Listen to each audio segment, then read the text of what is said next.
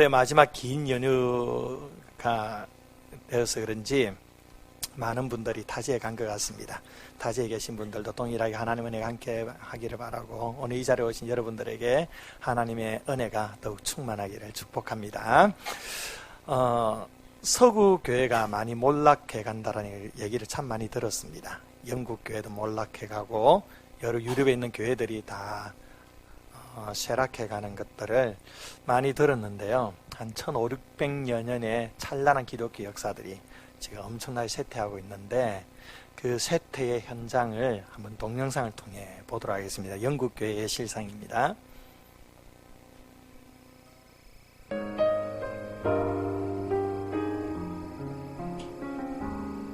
140년 전 조선에 온 최초의 개신교 선교사 로버트 토마스. 이곳은 파송교회인 영국 웨일즈의 하노버 교회입니다. 그 옛날 번성했던 흔적은 어느 곳에서도 찾아볼 수가 없고, 두 노인들만이 외롭게 교회를 지키고 있습니다. 무엇이 변치 않아. 2억 마리 낯선 동방의 땅에 복음을 들고 찾아와 외롭게 순교한 토마스 선교사. 그가 뿌려놓은 복음의 씨앗은 많은 열매를 맺었는데 그의 고향 하노버 교회는 쓰러져 가고 있습니다.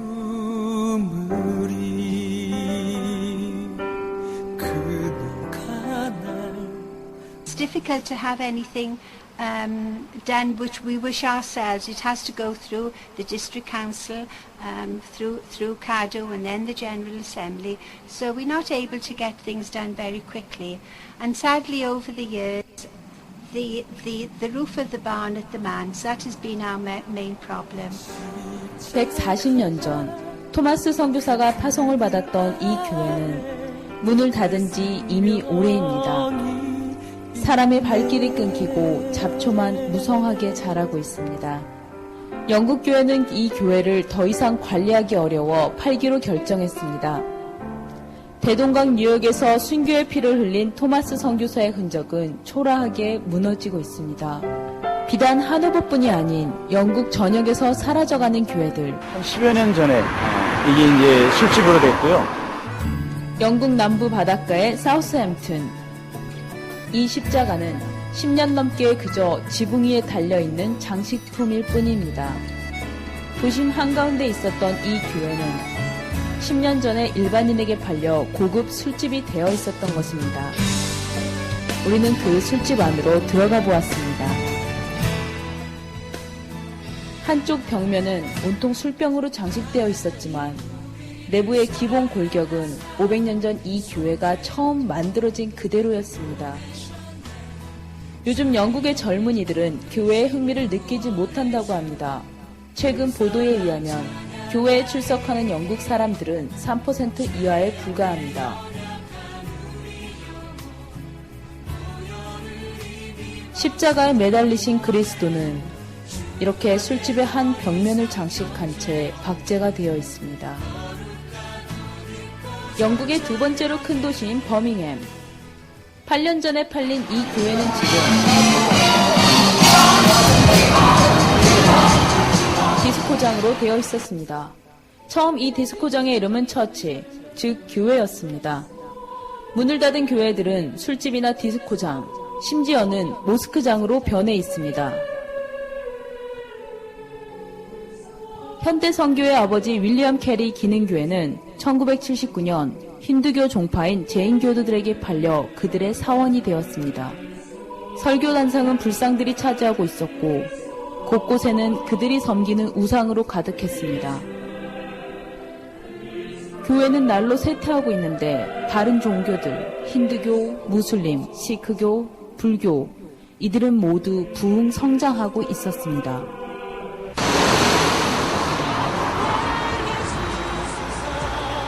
그들은 인도 각지에서 가져온 자재들로 교회의 외관까지도 바꾸어 놓았습니다.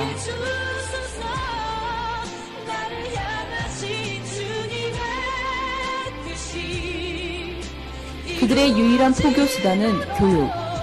그 중에서도 주된 교육 방법은 방송을 통하는 것입니다. 십자가가 그대로 남아있는 이 교회는 라디오 방송국으로 동일 이슬람 사람들을 위한 방송을 합니다. 주님만 내게 주소서.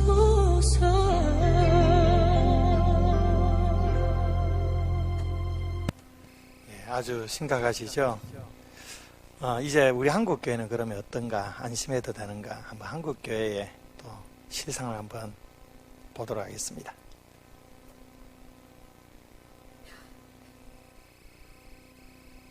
신앙은 있지만 교회에 출석하지 않는 이들이 최근 증가하고 있습니다.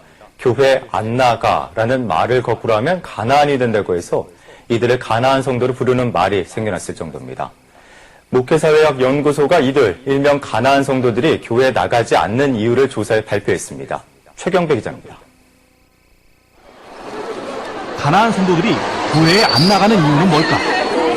목회사회학 연구소가 글로벌 리서치에 의뢰해 가나안 성도 316명을 대상으로 설문조사한 결과 자유로운 신앙을 원해서라는 응답이 30.3%로 가장 많았고 목회자에 대한 불만 때문이라는 응답이 24.3%, 교인들에 대한 불만이 19.1%, 신앙에 대한 회의가 13.7% 등으로 나타났습니다. 그리고 다니던 교회가 어떤 상태였는지 물었습니다. 복수의 응답을 허용한 결과 의외로 교회에는 문제가 없었다는 응답이 42.2%로 가장 많았습니다. 그러나 교인들의 삶이 매우 신앙인답지 못했다는 응답이 30.6%, 헌금을 지나치게 강조했다는 응답이 30%, 담임 목회자가 독단적이었다는 응답이 26.5% 등으로 나타나 교회에 대한 불만이 교회를 떠난 중요한 요인이 됐음을 알 수 있었습니다. 이는 교회에 다시 출석할 경우 어떤 교회에 나가고 싶은지 물은 결과에서도 드러났습니다. 응답자들은 올바른 목회자가 있는 교회, 공동체성이 강조되는 교회, 부정부패가 없는 건강한 교회 등을 희망하는 것으로 나타났습니다. 특히 고학력, 직분자, 구원의 확신이 있는 사람들에게서 상대적으로 목회자에 대한 불만 때문에 교회를 떠났다는 응답이 많다는 점에 주목을 해야 될 것 같습니다. 교회 출석에 대한 생각을 묻는 질문에서는 당장은 아니지만 언젠가 다시 교회에 나가고 싶다는 응답이 53.3%, 가능한 빨리 교회에 나가고 싶다는 응답이 13.8%였으며 교회를 나가고 싶지 않지만 불편하다는 응답이 12%, 교회를 나가고 싶지 않다는 응답이 21%였습니다. 실천신학대학원대학교 조성돈 교수는 교회에 안 나가는 교인이 늘어나는 현상은 한국 교회가 서구화되어가는 전 단계에 이르렀다는 증거로 보인다면서 이를 방치할 경우 관광객만 모여드는 서구 교회를 뒤따를 수 있다고 우려했습니다. 압축 성장을 해가지고 갑자기 교회가 성장을 했는데 거꾸로 다시 교회가 서구교회가 쇠퇴해가고 있는 그 길을 또 저희들이 아주 압축해서 쫓아가고 있는 게 아닌가, 그런 생각을 저는 지금 하고 있습니다. 아울러 가나안 성도 현상을 거울 삼아 참다운 교회의 모습을 회복하려는 한국 교회 전체의 관심과 노력이 필요하다는 지적입니다. CBS 뉴스 최경배입니다. 네, 한국교회 가나안 성도, 소위 안나가, 이 가나안 성도가 몇 명 추산하느냐 하면 100만 명이 지금 넘어서고 있다라고 그렇게 추산을 하고 있습니다. 이건 뭘 말해주냐면 우리 한국교회도 급속도로 서구교회처럼 그 전철을 밟아가고 있다라는 겁니다. 서구교회는 그래도 역사가 1500~600년이라는 찬란한 역사 속에서 그렇게 세트를 했는데 우리 한국교회는 불과 120~130년 만에 이렇게 빠르게 서구교회를 따라서 쇠퇴하고 있다는 거 굉장히 우리에게 경각심을 줄 만한 그런 일이 아닐 수가 없죠.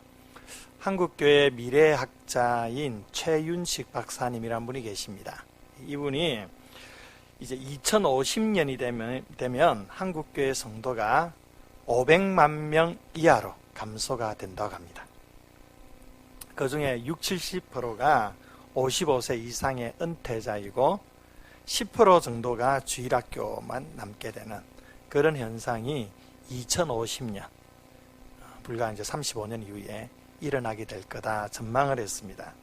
그리고 10년 내에 한국교회 안에 이러한 이유들로, 그러니까 저출산 노령화, 이런 저출산 노령화로 인한 인구 감소 문제, 저성장의 경제 위기, 사람들의 가치관의 변화, 한국교회의 세속화, 이런 문제들, 이런 이유 때문에 10년 내에 한국교회 안에 아주 큰 위기가 올 수 있다는 전망을 내놓았는데요. 이 10년이 골든타임이라고 할 수가 있습니다. 살아남을 것인가 아니면 쇠퇴할 것인가, 이 10년을 어떻게 준비할 것인가에 따라 이제 이것이 결정된다라고 이 최근식 박사가 전망을 내놓았습니다.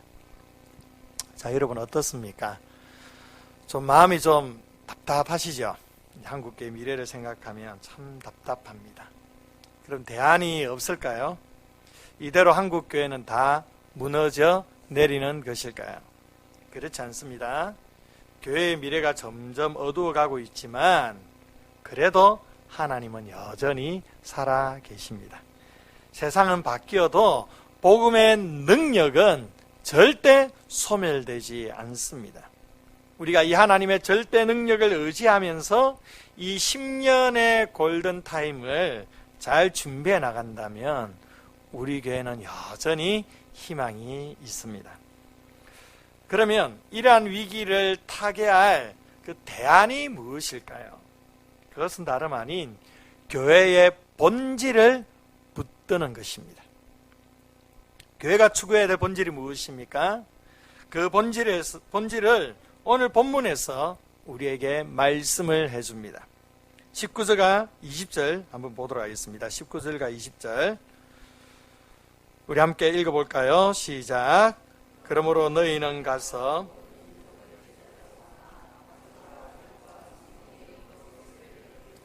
내가 너희에게 분부한 모든 것을 가르쳐 지키게 하라. 볼지어다 내가 세상 끝날까지 너희와 항상 함께 있으리라 하시니라. 이 말씀은 우리가 잘 아는 대로 예수님께서 승천하시면서 제자들에게 마지막으로 부탁하신 유언적인 말씀입니다. 마지막으로 제자들에게 부탁하신 말씀이기 때문에 어쩌면 이 말씀은 다른 어떤 말씀보다 더 중요한 말씀이라 할 수가 있습니다. 그래서 우리는 이 말씀, 이 명령을 Great Commission, 즉 대위임령이라고 표현을 했습니다. 교회는요, 세상에 나아가 예수님을 알지 못하는 사람들에게 복음을 전해서 영혼을 살려야 합니다. 그 살아난 영혼을 제자로 만들어야 합니다. 그리고 가르쳐 지키게 해야 합니다. 이것이 바로 교회의 본질이요 사명입니다. 이 교회의 본질을 서구 교회들이 놓쳤기 때문에 교회가 쇠락해가는 것입니다. 한국 교회도 이 본질을 놓쳐버리고 있기 때문에 점점 쇠퇴의 길을 걸어가고 있는 것입니다. 이 본질과 사명을 놓치면 교회로서의 생명력을 유지할 수가 없습니다. 여기서 제자 삼는다라는 말씀을 주목하시길 바랍니다. Making disciples, 제자를 만든다라는 겁니다. 이 당시에 제자의 의미는요, 바로 스승을 그대로 닮고 따라가는 사람을 말합니다. 스승의 사상을 그대로 이어받고 스승이 생각하는 대로 생각하고 스승이 행동하는 대로 행동하는 사람이 바로 제자입니다. 예수님께서 공생의 3년 기간 동안 가장 집중했던 일은 제자들을 훈련시키는 일이었습니다. 그들을 처음에 제자로 부르셨습니다. 그리고 하나님의 나라의 비전을 심어주셨습니다. 둘씩짝을 지어 파송해서 전도의 일을 하게 했습니다. 3년간 함께 동고동락하면서 예수님의 인격과 삶과 섬김을 배우게 하셨습니다. 이제 마지막 승천하실 때에 제자들에게 모든 민족에게 가서 제자를 삼으라, 제자를 만들라, 이렇게 명령하시고 계십니다. 이것은 곧 예수님과 똑같이 하라는 겁니다. 예수님처럼 제자를 부르고 비전을 심어주고 파송하고 자신들의 인격과 삶과 섬김을 배우게 함으로 자신들의 제자를 만들라는 것입니다. 자신들의 제자가 곧 예수님의 제자가 되는 것입니다. 그래서 사도 바울은 고린도전서 11장 1절에서 내가 그리스도를 본받는 자가 된 것 같이 너희도 나를 본받는 자가 되어라, 이렇게 말했습니다. 이것이 예수님의 명령이요 제자훈련의 중요한 강령입니다. 이 명령은요 1세대의 예수님의 제자들에게만 주신 명령이 아닙니다. 2000년이 지난 이 시대의 모든 사역자들과 성도들에게도 동일하게 주신 명령입니다. 그래서 전도에서 제자를 만드는 일은 교회가 절대 놓쳐서는 안 되는 가장 중요한 사명이요 본질인 것입니다. 교회가 이 사명에 충실할 때에 아무리 시대가 어렵고 영적으로 혼탁하다 할지라도 교회의 생명은 더욱 힘있게 불타오르게 될 것입니다. 여러분, 그리스도인이 된다는 것은 곧 제자가 되는 것을 의미합니다. 이게 다른 게 아니에요. 자기가 그리스도인이라 생각하면서 나는 아직 제자가 아니야 라고 생각하는 사람들이 있어요. 그것은 아닙니다. 그리스도인이 곧 제자예요. 떨어질 수가 없는 겁니다. 우리는요 모두가 다 그리스도의 신실한 제자가 되어야 합니다. 예수님을 알아가며 예수님처럼 생각하고 예수님처럼 행동하고 예수님의 인격과 삶을 본받으며 예수님처럼 행하는 그런 제자의 삶을 우리 모두가 살아갈 수 있기를 축복합니다. 이런 사람이 바로 진정한 그리스도인입니다. 이런 제자의 삶을 살기 위해서는요 반드시 뭐가 필요하느냐? 훈련이 필요합니다. 저는요 여러분을 저의 제자로 만들 책임이 있습니다. 이것을 위해 제가 생수교회에 보냄을 받았습니다. 그래서 제가 먼저 예수님을 닮은 제자의 모습을 보여드려야 합니다. 여러분에게 예수님 닮은 인격, 예수님 닮은 생각, 예수님 닮은 비전, 예수님 닮은 사역, 예수님 닮은 전인격의 삶을 보여드려야 합니다. 그리고 여러분은 이런 저를 보고 닮아가야 합니다. 이것이 목회입니다. 한숨이 나옵니다. 얼마나 어렵고 부담스러운 일인지 모릅니다. 그런데 실제 제자 훈련하면요 목사가 좀 투명해집니다. 투명해지려고 해서 투명해지는 게 아니고 목사의 삶이 나눔 속에서 다 까발려지기 때문에 그래서 자기도 모르게 그냥 투명해지는 거예요. 때로는 목사의 부끄러운 치부도 막 드러나기도 합니다. 때로는 암송시험 치는데 평신도는 다 맞추는데 목사가 틀릴 때도 있습니다. 지구명이 숨고 싶어요.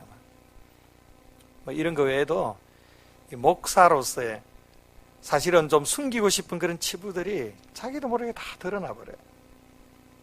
그리고 또 때로는 목사보다 더 제자다운 평신도가 있으면 정말 낯뜨거워질 만큼 부끄러워집니다. 이런 사람은 왜 나한테 훈련을 받고 있나, 그런 자괴감이 들 때가 있어요. 저도 완벽하지 않은데 어떻게 제가 제자 훈련을 시키는 걸까, 참 많은 두려움이 있어요. 그러면서도 희한한 게 목사인 제가 먼저 변하게 되는 겁니다. 이러한 방식으로 목사와 성도는 함께 그리스도의 제자로 훈련되어져 갑니다. 이렇게 훈련받은 성도들은 자신을 닮은 또 다른 제자들을 삼아야 되고 만들어야 합니다. 이러한 과정을 통해 이 세상 가운데 예수 그리스도를 닮은 제자들을 끊임없이 만들어내는 것이 교회에 주어진 본질이요 사명입니다. 그러면 교회가 전도에서 제자 삼는 목적이 무엇일까요? 이걸 우리가 알아야 되겠죠. 한번 도표를 볼까요? 이 도표가 교회의 본질을 잘 말해주는 도표입니다. 단순해요. 교회는 먼저 세상에 나아가 믿지 않는 사람들에게 복음을 전해야 합니다. 전도를 해야 한다는 겁니다. 전도에서 뭘 해야 됩니까? 제자를 삼아야 됩니다. 제자 삼아서 뭐합니까?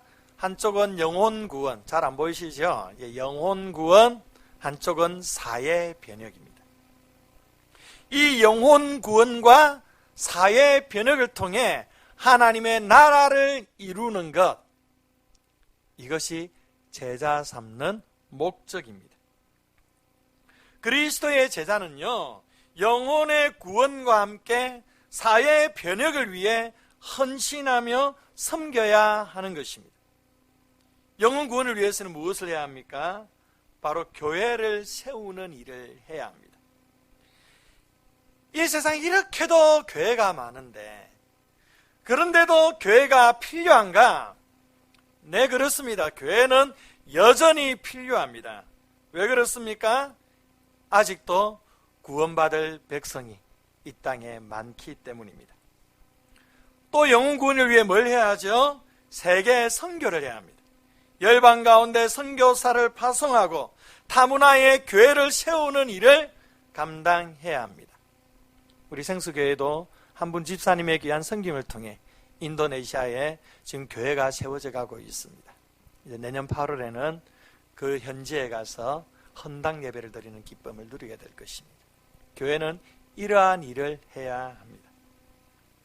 그러면 사회 변혁을 위해서는 뭘 해야 합니까? 구제와 긍휼 사역을 해야 합니다. 사회의 약자들을 돌보고요, 억울한 일을 당한 사람들의 눈물을 닦아주는 그런 사역을 감당해야 합니다. 또한 사회의 정의를 외치고 대안을 만들어야 됩니다. 교회도요, 사회운동 해야 합니다. 사회운동 하면 약간 색안경을 끼고 보는 경향이 있는데 그렇지 않습니다. 정치적으로 보수냐 진보냐 이건 중요한 게 아니에요. 이것보다 더 중요한 것은 하나님의 정의, 하나님의 공의가 바르게 이 땅 가운데 실현되고 있는가, 이게 중요한 겁니다. 그래서 하나님의 정의가 사회의 각 영역의 시스템 속에 잘 뿌리 내려지도록 교회가 대안을 주어야 합니다. 그래서 최근에 등장한 신학이 공공신학이라는 것이 있습니다. 교회도 이 목회적인 관점에서 이러한 부분까지 사역의 스펙트럼을 넓혀 나가야 됩니다. 교회의 힘으로 부족하면 기독교 단체들, 기독교 윤리 실천 운동이라든지 기독교 시민연대라든지 복음과 상화, 청어람, 이런 기독교 시민단체들과 네트워크를 통해 하는 것도 지혜입니다. 지금까지 이 한국 교회 안에 보수적인 교회와 진보적인 교회 안에 양극단의 모습을 보여왔습니다. 보수적인 교회는 지나치게 영혼 구원만을 강조해왔습니다. 사회 참여를 터부시했습니다. 그리고 진보적인 교회는 어떠합니까? 영혼 구원의 측면보다는 사회 참여, 사회 정의 이런 데 많이 열려져 있었습니다. 그래서 보수적인 교회 안에서 사회 참여를 얘기할 때 뭔가 이상하게 보는 경향이 많이 있는데, 이건 서로 양극단입니다. 진정한 그리스도의 제자들은 영혼 구원과 함께 이 사회의 변혁에 대한 비전과 꿈을 품고 사회 현장으로 나아가야 하는 것입니다. 우리 생수교회는 이처럼 영혼 구원과 사회 변혁을 이루는 교회가 되기 위해 개척부터 지금까지 기도해오고 있습니다. 우리 교회가요, 이 목적을 위해 품고 있는 사명이 무엇입니까? 우리가 잘 알죠? 한번 볼까요? 생수교회 3대 사명이죠. 첫 번째 뭡니까? 만남이 있는 교회. 두 번째, 성숙이 있는 교회. 세 번째, 섬김이 있는 교회입니다. 하나님 앞에 드려지는 예배의 회복을 통해 하나님과의 만남을 경험하고, 제자 훈련을 통해 영적인 성숙함으로 그리스도의 제자로서의 삶을 살고, 세계 비전을 품고 섬김 있는 교회로서 영혼 구원과 사회 변혁을 이루는 이 사명이 생수교회 안에 있습니다. 이 사명을 가지고 성취해 나가야 될 비전은 또 무엇일까요? 우리는 이것을 119 비전이라 말하고 있습니다. 첫 번째 일은 10개 교회 분립 개척하는 것입니다. 지금까지 9개 교회인데 왜 10개 교회냐? 이미 1개는 세워졌습니다. 이제 9개가 남은 거예요. 10개 교회 분립 개척. 또 다른 일은 10개 나라에 선교사를 파송하는 것입니다. 올해가 교회 설립 이제 6주년인데 교회 설립 10년 차에 1호 분립 개척 교회도 나올 것이고 1호 파송 선교사도 나올 것입니다. 믿으시기 바랍니다. 별로 이 공감을 못 하시는 것 같은데 반드시 이루어진다니까요. 믿음을 가지세요. 9는 뭐냐? 90개의 사랑방을 세우는 것입니다. 제자 훈련을 통해 90명의 소그룹 리더를 세우고 이들을 통해 90개의 건강한 사랑방을 이루어가는 겁니다. 이 사랑방을 통해 뭘 하느냐? 이 지역 구석구석에 소외되고 외로운 이웃들을 섬기며 돌보는 일을 사랑방의 자발적인 섬김을 통해 이루어가게 될 것입니다. 그리고 깨어지고 상처난 가정을 치유하고 회복시키는 일을 하게 될 것입니다. 한 사랑방의 이상적인 숫자는 6명입니다. 이건 임상 결과로 나온 결과입니다. 90개의 소그룹이면 몇 명이 되죠? 540명 됩니다. 540명. 그래서 90개의 사랑방 중에 7개의 사랑방은 자연스럽게 교회 분립 개척의 멤버십이 되는 겁니다. 그러면서 500명의 그 성도를 계속 세워가는 거예요. 결국 이 분립 개척은 사랑방을 통해 시작되는 겁니다. 분립 개척 사역의 방향은요, 500명의 성도로 500성도 10개 교회를 서울과 경기 지역 중심으로 세워나가는 것입니다. 이 땅에 건강한 생수교회 10개를 세워나가면서 영혼 구원과 사회 변혁을 힘있게 펼쳐나가게 될 것입니다. 그러다 보면 예수님이 오십니다. 예수님 오셔서 생수교회 참 잘했다, 정말 잘했다 칭찬해 주시리라 믿습니다. 사랑하는 성도 여러분, 이러한 생수교회를 향한 하나님의 거대한 꿈과 비전이 어쩌면 이 세상에 주목하지도 않고 햇볕도 들지 않는 이 스타필리스 지하 공간에 꿈틀거리고 있습니다. 여러분의 가슴에도 이 비전이 꿈틀거릴 수 있기를 축복합니다. 이 비전을 위해 지금부터요, 2016년까지 중점적으로 실천해 나가는, 실현해 나가야 될 방향성이 있습니다. 한번 보시겠습니까? 첫 번째로는 전도와 선교의 역량을 강화해야 합니다. 제자 삼는 교회가 되려면요, 먼저 전도하는 교회가 되어야 됩니다. 여러분, 한 사람 한 사람이 예수 그리스도의 복음을 전하는 전도자가 되어야 합니다. 잃어버린 한 영혼을 넉넉하게 가슴에 품는 교회, 그런 교회가 생명력이 넘치는 교회고 제자 삼는 교회고 영혼 구원과 사회 변혁을 이룰 수 있는 공동체입니다. 오는 새생명 축제를 시작으로 전도와 선교의 역량을 체계적으로 강화시켜 나갈 것입니다. 또한 우리 생수교회가 이 구로 지역에 좋은 이웃이 되는 교회를 만들어야 됩니다. 사회적인 약자들을 돌보고요, 지역사회의 필요를 채워주는 일을 해야 합니다. 지금까지 잘 해오셨습니다. 거리 청소도 하고 또 소외된 가정도 돌보고 절기때의 구제사역도 꾸준히 해오고 있습니다. 그러나 더 많이 고민하고 더 많이 전략적으로 섬겨가야 될 줄 믿습니다. 두 번째로 제가 계속 강조하고 있는데요, 사랑방을 활성화시키는 겁니다. 여러분, 우리의 몸이 건강하기 위해서는 몸의 세포가 건강하게 잘 돌아가야 합니다.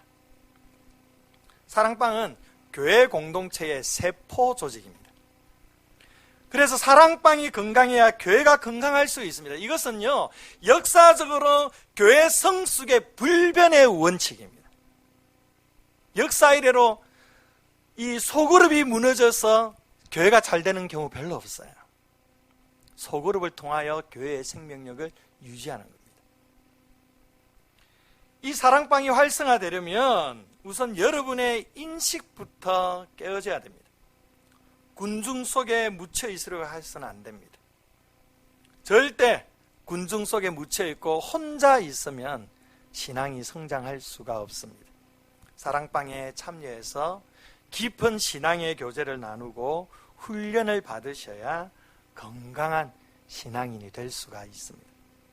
이제 올 연말과 내년 연초에 사랑방이 좀 잘 모일 수 있도록 새롭게 편성도 하고 순장들도 잘 훈련시켜 나갈 것입니다. 여러분들이 이 부분에 대해서 기도하시고 잘 협력해 주시고 따라 주시고 참여해 주셔야 됩니다. 세 번째로 다음 세대 주일학교의 전문화를 이루어야 됩니다.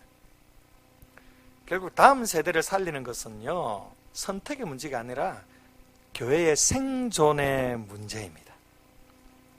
우리 한국교회가요, 약 50% 이상 되는 교회에서 주일학교가 이미 없어졌고 없어져 가고 있습니다. 50% 이상. 그러니까 좀 지나면 그냥 반토막 나는 거예요, 한국교회. 그 주일학교 아이들이 자연스럽게 작년 성도까지 계속 신앙 이어갈지 그것도 보장할 수 없는 거잖아요. 그러니까 쇠락할 수밖에 없는 겁니다. 얼마나 심각한 일인지 몰라요. 그래도 우리 생수교회 주일학교는 교회 전체 사이즈에 비해서는 숫자적으로나 여러 가지 좀 괜찮은 편이에요. 그래도 건강한 편인데, 그렇다고 해서 절대 우리 주일학교가 잘 되고 있는 거 아닙니다. 좀 더 전문성이 있어야 되고요, 체계성이 있어야 됩니다. 이런 주일학교를 계속 아름답게 세워가야 됩니다. 네 번째로 가정사역의 기초를 놓아야 됩니다. 오늘날 이 사회 위기는 가정의 위기부터 시작되는 겁니다. 가정의 회복이 교회의 회복에 직결되는 문제이기도 합니다. 그러기 때문에 교회가 절대 놓쳐서는 안 되는 사역이 바로 가정사역입니다. 우리 성도들의 가정에서도 부부관계 때문에, 또 부모와 자녀의 관계 때문에, 또 고부간의 관계, 여러 가지 이 가정의 문제 때문에 고민을 안고 있는 분들이 있을 겁니다. 이 고민들을 교회를 통해 해결받고 치유함을 받도록 교회가 준비를 해야 합니다. 이것도 지금 기도로 준비하고 세워나가고 있습니다. 마지막 다섯 번째로, 이러한 사역들을 규모 있게 실현하기 위해서는 하드웨어도 구축해야 됩니다. 이것은 결국 공간의 문제입니다. 이제 저기 떨어져 있는 신도림의 제2교육관은 11월에 계약이 마무리됩니다. 우리가 부모의 입장에서 우리 중고등부 아이들을 더 이상 이 교육관에 두게 해서는 안 됩니다. 떨어져 있어서도 좋지 않아요. 물론 중고등부 아이들은 간섭 안 받아서 좋으니까 떨어져 있는 걸 환영할 거예요. 그러나 우리 부모의 입장에서는 떨어져 있는 거 좋지 않아요. 저도 얼마나 노심초사하고 있는지 몰라요. 그리고 환경도, 교육 환경도 전혀 좋지 못합니다. 이제 우리 중고등부 아이들을 이곳으로 오게 해야 돼요. 제가 이 제2교육관을 볼 때마다 가슴이 아파요. 이런 환경에 아이들을 방치해두고 있는 것 같아가지고 얼마나 마음이 불편하고 우리 중고등부 아이들에게 미안한지 모릅니다. 이제 이 아이들을 위한 새로운 교육 공간이 필요합니다. 또 우리 어린 아이들, 우리 어린 자녀들이 이 지하 공간에서 주일을 함께 보내고 있습니다. 그런데 사실 놀 수 있는 공간이 없어요. 아시다시피 이 지하에는 아이들에게 노출되어서는 안 되는 그런 시설들이 몇 군데 다 있습니다. 여기에 완전히 노출되어 뛰어노는 모습 볼 때 이것 또한 참 마음이 아픕니다. 우리 성도들은 농담조로 우리 아이들이 여리고성을 돌듯이 이곳을 막 돌고 있다고, 언젠가는 무너질 것 같다면서 막 웃으면서 얘기하는 걸 여러 번 들었는데, 더 이상 우리 애들 여리고선 돌리지 말고 우리 어른들이 돌아야 돼요. 어른들이. 마일별로 좀 돌릴까요? 우리 어른들이 돌아가야 돼. 돌고 우리 아이들은요 좀 마음껏 안심하고 뛰어놀 수 있는 공간을 마련해 줘야 됩니다. 그리고 내년부터 사랑방을 활성화시킨다 했죠. 그런데 사실 직장인들이나 평일에 시간 내기 힘든 분들 참 많이 있습니다. 이들은 평일날은 사랑방에 참여할 수가 없어요. 우리 교회는 구조적으로 그런 그 사랑방이 꽤 많이 있습니다. 그래서 토요일 기찬세 이후나 아니면 주일 예배 이후에 사랑방 모임을 할 수 있도록 소그릇실도 여러 개 좀 만들어야 돼요. 또한 우리 교회가 교육하고 훈련하는 교회입니다. 그런 교회이기 때문에 훈련하는 장소도 더 많이 있어야 됩니다. 이 문제를 놓고 오랫동안 교회에 부임해서 하나님 앞에 간절하게 기도해 왔습니다. 그리고 심사숙고 끝에 당회에서 건너편에 있는 당구장을 매입하기로 결의를 했습니다. 당구장을 매입하게 되면 우리 예꿈 아이들을 위한 교육관을 마련하게 됩니다. 우리 중고등부 아이들을 위해 최상의 시설을 갖추어서 마음껏 예배하며 교제하며 교육하며 청소년 사역을 힘있게 전개해 나갈 것입니다. 그리고 아이들이 마음껏 뛰어놀 수 있는 놀이시설을 갖출 것입니다. 2층 이바돔 감자탕 키즈랜드 보셨습니까? 우리 막내 놈은 이바돔이 우리 교회 건 줄 알고 있습니다. 우리 생수교회 좋다, 왜 이바돔이 있어, 막 이러고 있습니다. 그 키즈랜드 가고 싶어가지고. 저 키즈랜드와 견줄만한 시설을 이 지하 공간에도 만들어 가려고 합니다. 그래서 우리 3세, 4세 자녀를 둔 부모님들은 저기 예아 마을에서 이제 이 예배를 그 화면으로 예배 드리잖아요. 예배 집중하기 힘들어요. 이런 부모님들이 아이들을 이제 놀이시설에 의탁을 하고 여기서 예배에 잘 집중하고 은혜 받도록 그렇게도 만들 것입니다. 또한 소그룹실 5개나 6개 정도 나오게 됩니다. 이 시설들이 다 갖추게 되면 주일에 어떤 광경이 벌어지느냐, 주일 예배 후에 약 10군데에서 사랑방 모임이 진행되고요. 사랑방 모임 하는 동안에 자신의 그 아이들은 키즈 카페에서 마음껏 뛰어놀게 될 겁니다. 그리고 좀 큰 아이들은 교육부서에서 교육자들과 함께 제자훈련할 것입니다. 여러분 생각만 해도 멋있지 않습니까? 주일 오후에 이렇게 교육하고 뛰어놀고 축제의 이 장소가 될 겁니다. 여러분, 이 지하 이 공간, 처음에는 영적으로 완전히 죽어 있는 이 공간을 우리가 생명의 공간으로 계속 만들어 오고 있습니다.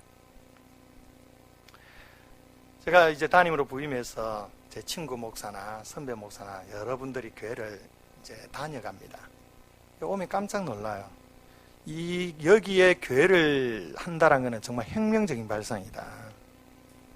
얼마나 그 일대 목사님이 목회 자신감이 있길래 이런 데 교회를 세우느냐, 이런 말부터 해서 정말 기대된다. 정말 기대된다. 한국교회에 정말 좋은 대안이 나올 것 같다. 그렇게 얘기해 주는 분들도 많이 있었습니다. 정말 한국교회 안에 이런 교회 없습니다. 이 척박한 이곳을 생명의 공간으로 만들어가고 있습니다. 오늘 우리가 중요한 결정을 하게 되는데요.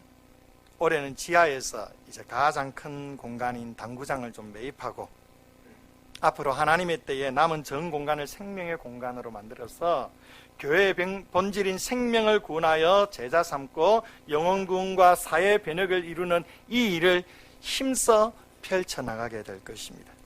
여러분에게 공동회를 통해 동의를 구하고 함께 마음을 모을 수 있기를 원합니다. 모두 참석하셔서 기도해 주시고 또 힘을 모아주시고 섬겨주시기를 원합니다. 하나님께서요, 내 입을 넓게 열라 내가 채우리라 약속하셨습니다. 입을 넓게 여십시오. 여러분, 생수교회의 미래를 저와 함께 호흡하기를 원합니다. 이렇게 긴 들숨을 쉬면서 여러분의 가슴에 비전을 담으십시오. 그리고 후 하고 내쉬면서 비전에 담대히 도전하십시오. 사람들은 지하에서 교회가 부흥할 수 없다라고 말합니다. 요즘은 교회가 성장하기 힘들다고 말합니다. 현상 유지만 해도 교회는 잘하고 있는 거라고 그렇게 말하고 있는 세상입니다. 새빨간 사탄의 속임수예요. 예수 생명이 역사하면 지하가 아니라 더 못한 장소에서도 교회는 부흥할 것입니다. 왜 안 된다고 말합니까? 왜 못한다고 말합니까? 예수님이 죽었습니까? 부활하신 예수님께서 지금도 살아 역사하고 계시지 않습니까? 우리는 현실을 보지 마시고 하나님의 꿈을 보시기를 바랍니다. 우리 생수교회가 한국교회의 이 거짓된 신화, 이 영적 패배감을 깨트려 버려야 합니다. 이곳은 기적의 장소가 될 것입니다. 이곳은 축복의 장소가 될 것이요, 은혜의 장소요, 사망에서 생명으로 뒤바뀌는 장소가 될 것입니다. 이 지하 공간에서 쏟아나오는 생명의 물주기로 다시금 한국교회를 살리는 이 놀라운 역사를 우리 생수교회가 이루어갈 수 있기를 원합니다. 제가 앞장서겠습니다. 여러분들은 따라오십시오. 이 일을 함께하는 여러분 모두에게 하나님의 복주심이 함께 하시기를 주의 이름으로 축원드립니다. 우리 함께 찬양하고